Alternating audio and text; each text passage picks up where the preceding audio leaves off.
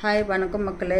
இந்த வயசான 60 வயசு 61 வயசு கடந்து வந்து மன உளைச்சலுக்கு ஆளாகி ஏதோ யூடியூப்பில் வந்தால் அமௌண்ட் வந்துடும், நமக்கு எதாவது டேப்லெட்காவது வரும் அப்படிங்கிற ஒரு இதில் தான் தாட்டில் ஸ்டார்ட் பண்ணேன். ரொம்ப ஈஸி அந்த மாதிரி நினச்சிட்டு நான் ஃபஸ்ட்டு வந்து அதுக்கப்புறம் தெரியும் ரொம்ப கடினமான ஒரு உழைப்பு இருக்கணும். இதில் நல்ல உழைப்புன்னு இல்லை, டேலண்ட்டு எப்படி அதில் வந்து பேசணும் என்ன அப்படிங்கிறது என்ன கண்டென்ட் போடலாம் அப்படின்னு ஸ்டெப் பை ஸ்டெப்பாக நல்லா தெரியணும். அடுத்தடுத்து டிஃப்ரெண்ட்டாக வந்துக்கிட்டு இருந்தால் மட்டும்தான் யூடியூப்பில் நம்ம எதை ரன் பண்ண முடியும், சாதிக்க முடியும். அது புரிஞ்சுக்கிட்டேன். எனக்கும் என்னுடையதையும் சில பேர் பார்த்து கொடுக்குறாங்க, அவங்களுக்குலாம் ரொம்ப ரொம்ப நன்றி. என்னையும் வந்து யூடியூப்பில் வந்து ஒருத்தராக நினச்சி வந்து பார்க்குறாங்க. என்னுடைய குழந்தைகள் அனைவருக்கும் மனமார்ந்த நன்றி.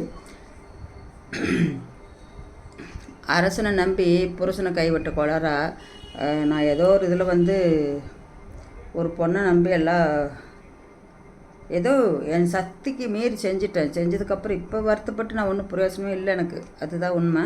இப்போ நான் வருத்தப்பட்டோ இல்லை ஏதாவது பேசியோ எந்த பிரயோசனமும் இல்லை. அழுது கதறி கத்துனா கூட அது எதுக்குமே அசையலை, அப்படியே சைலண்ட்டாக இருந்துருச்சு. இதெல்லாம் வந்து ஆன்லைனில் பரம்பரையாக வந்து எல்லாத்தையும் ஏமாத்துகிற டைப்புன்னு நான் புரிஞ்சுக்கிட்டப்போ தான். ஏன்னா ஒரு 75 லட்சம் கடனை வாங்கிட்டு அந்த ஊரை விட்டு அடுத்த ஊரில் வந்து ஜாலியாக வாழ்கிறாங்க அப்படின்னா அவங்களுக்கு எவ்வளோ தைரியம் இருந்திருக்கணும். அதையும் நான் பொருட்படுத்தாமல் அதை நம்பித்தான் நான் பண்ணினேன். ஏன் சாமி,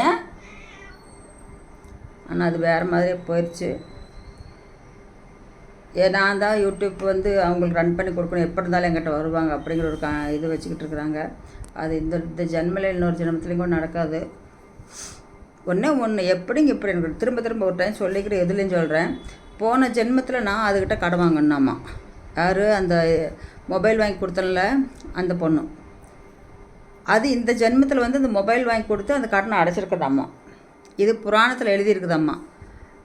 செல்வலட்சுமி சூர்யாக்கிட்ட வந்து இது மாதிரி வந்து ஒரு அமௌண்ட் நிறைய வாங்கியிருக்காங்க போன ஜென்மத்தில் கடன், இந்த ஜென்மத்தில் வந்து அங்கே அடைக்க வேண்டிய சூழ்நிலை வந்துருச்சு, அதனால் கொண்டு வந்து அவங்க மொபைலை கொண்டு வந்து கொடுத்துருக்காங்க அப்படின்ட்டு எழுதியிருக்கும் போல் இருக்குது.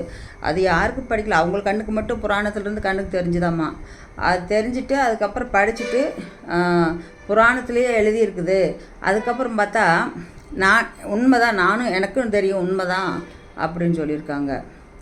சரி, அப்படி இருக்குல்ல, வயசான காலத்தில் வந்து நான் பார்த்துக்கிறேன், நீங்கள் லாஸ்ட்டில் வந்து பார்த்துக்கிறேன் அப்படிங்கிற. லாஸ்ட்டில் எனக்கு போட்டுக்கிட்டு போகிறேன் செத்துக்கிட்டு போகிறேன் எனக்கே தெரியாது. நீ வந்து லாஸ்ட்டில் பார்த்தா என்ன பார்க்காட்டி என்ன போச்சுல. என் வாழ்க்கை மொத்தத்துக்கு இந்த வயசில் கெடுத்தது நீ தான். என்ன என் சின்ன பொண்ணு வந்து வெறுத்துட்டு ரொம்ப ராங்கா பதில் சொன்னாங்க. அது எனக்கு மன உளைச்சலாகி தான் நான் வெளியே வந்துட்டு வேண்டாம், இனிமேல் வேண்டாம். ரொம்ப நாளாக கொஞ்சம் கஷ்டத்துலேயே அப்பப்போ ஓடும், இருந்தாலும் நான் பணிஞ்சு போய் வேண்டாம் பிள்ளை தான் அப்படின்னே போய்கிட்டு இருந்தேன். இந்த டயத்தில் ரொம்ப எனக்கு மன உளைச்சலாகி அதில் விட்டுருந்து வெளியே வந்துட்டு வேண்டாம் போயிட்டு போ அப்படின்ட்டு. அமௌண்ட் வராதுன்னு அமௌண்ட் கொடுக்க மாட்டாங்க, நான் அதுக்காக ஏங்கலை. அமௌண்ட் கொடுக்க மாட்டாங்கன்னு ஏங்கலை.